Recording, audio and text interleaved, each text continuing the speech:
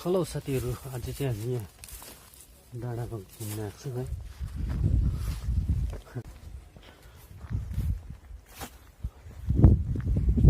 जग्गा त मजाको रहेछ। यहाँ यो चाहिँ माने डाँडा भन्दो रहेछ यसलाई चाहिँ है। ल हेर्नुहोस् है साथीहरू, माने डाँडा भन्दो रहेछ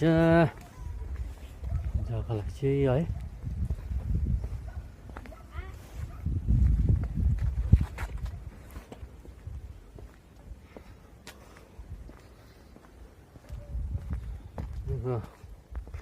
आज चाहिँ हामी घुम सुकिया पोखरी आएको थियौँ है।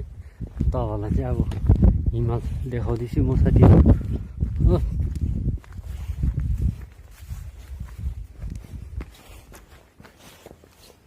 ल हेर्नुहोस् है साथीहरू।